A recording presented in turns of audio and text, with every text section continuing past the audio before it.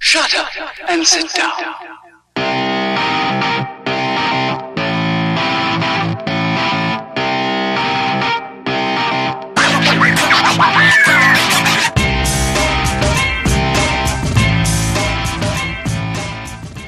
Welcome to Trash TV Live, and today I am joined by Andy and Curtis from Feed the Kid. Welcome, gentlemen. Hello. Hello. Thank you so much for coming in. So now, let's start at the beginning, because you are just coming back now and you've got a different lineup. Am I correct in saying that? Yeah, Slightly different lineup. So tell us a bit about what's been happening. Yeah, I guess. Yeah. How are you guys? Me and my best mate Ciaran set up a band years ago because we worked together. We drafted a few members in. We're doing all right, but then you sort of don't understand the music business that well. So you just write and create music and then go out and live gig, and then you don't understand what's behind it. How long ago was that? 4 years ago, Okay. I want to say. Because I hear a couple of bands say that as well, that same thing. That Yeah. they don't quite understand, how it works, sort of thing. Yeah, you definitely. There's so much in it. There's so many people you need to know, really, and Okay. I think the main bit is just like any other business. It's social networking and Right, networking okay. and getting out there and just saying hello to everyone, being as pleasant as possible, and yeah. But digressing there a little bit, just we it sort of gets a bit as a business. There's a lot of time you have to put into it, and then we was called Feed the Kid because one of the lads had a kid, but he still played with us and was drumming with us. Right, And then okay. it just got to the point where it's like, this is making me zero money. I actually do need to feed my kid, so well, that's why we set up. as a dad. Yeah. I'm still in that position now. Yeah, so he's doing all right now. He still comes and watches and whatever. He's not in the band anymore. But as we sort of slowly, was doing all right, getting a few mentions here and there, BBC introducing on the radios and stuff like Yeah. that. And then it got to the point where it's like, he wants to leave, and we just got a knock on the door when we were rehearsing at the studio actually. Okay. And he knocked on our door, and he I think maybe, did you say you could see it? I knew they were going to split up, so I was just like, you should write some, don't split up basically, just write some good tunes and start again. Oh, so you actually tried to encourage them to... That's what I wanted to do. Is like, look, you got a mint voice, so why don't we just write some songs together and actually start from the beginning and make some proper records? Because that's how I see you build stuff up. You make good records, and then you write good songs, and people get into your songs. But in that moment, you didn't think I'm going to be part of that band? No. We just started writing tunes together, and then it went in that direction. It made sense to people. I had a friend called Tom who I've been making music with for a few years, and he was like, I want a band to be in, and then it was like, well, this makes total sense. We all get on dead well, watch the football together, and it was just like, right, these songs are good, and it just really went from there. What was it about the band that you liked? I liked his voice. Really? I don't like anything else. Music is dire, but I He's a like good his looking guy voice. as well, isn't he? Yeah, Good you looking got guy that with a lever. voice. So what drives you then? Because it could have been very easy for you just to think, okay, it's gone, it's dead.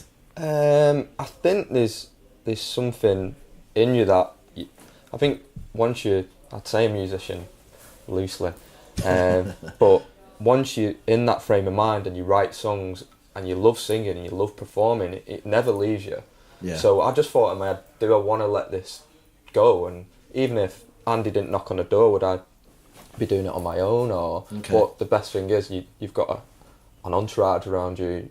When you don't get places or that person doesn't play, you've got your mate to go, we're good enough here. We can do this. Yeah, and I think that pushes you forward as well. So does it I don't want to put words into your mouth, but does it feel different this time? Yeah. And have you got a sort of a renewed vigor? vigor? As I say, I didn't understand it last time, and there's a lot of... we went into many recording studios previously, and they spent an hour on my vocals at the end. Yeah. And the amount of time we put into my vocal, we go into guide, then 9 times, then the next 9 times, and the next 9 times, whereas I think sometimes Rihanna or David Bowie might have done it in 3 takes, but I don't think it's like that anymore. Do you know what I mean? You pick up on every little bit, and I think you can do it in 1 take, you can do it in 2 takes, but by the time you know that song and you can play about with everything, it's... Did you enjoy that process? I love it, I do. Because what I really like, you know, I've heard the new double-side single, and what I really like about you guys is that I hear so many different influences, and I don't know if you're aware of that, but you know, I heard Alabama 3, and then I heard a very early sort of Verve groove to it. Were they your influences, or what are your influences there? They're in there, but like, I mean, I love both those bands, you know, but I love hundreds of other bands as well, and it's kind of, I suppose, when you start, like, his voice, one of the things straight away, I always think like a soul Richard Grashcroft vibe is obviously in there. Do you know what I mean? And but you don't then purposely think, right, we're going to try and make it sound like that. It starts going in certain directions when certain songs come to life, because it's got that vibe, you know. Tight Leash is a different vibe to Deja. Yes, but absolutely. It's a bit more bluesy, but you still got that soul-y voice on the top of it, which gives it the continuity and the glue. So it's never like purposely think, we're gonna. You know, I love Radiohead; they're my biggest influence personally. Okay, yeah. But I also grew up playing Noel Gallagher Oasis songs. That's how I love to play guitar, you know. Right, so yeah. I love the Beatles, I love Bowie, but you've got an epic sound. It sounds brilliant. And so this year, then, what is next? Are you just gonna gig? Can we expect an album? We're trying to write an album. That's what we're doing at the minute. That's what we're going to get done this summer. We'll obviously do some gigs as well. We've got the Band on the Wall coming up on March 23rd, which is going to be probably the biggest gig we've all done together so far. Brilliant. We're doing London, so we're doing a few little bits, but we don't, you know, it's again, we want to get some substance under, not just going out doing loads of gigs. It's not. We want to make records. We want to write music, you know. So it's a big year for you. Yeah. Hopefully. I'm looking forward to it. Thank you so much for your time. Really appreciate it.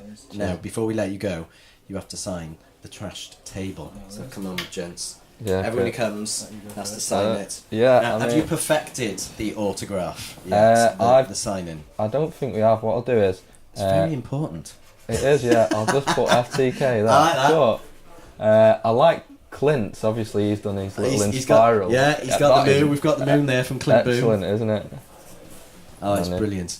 And if you want to find out more about Feed the Kids and new releases and where they're going to be playing, check them out on social media and their website. Gentlemen, thank you so much. Thanks, mate.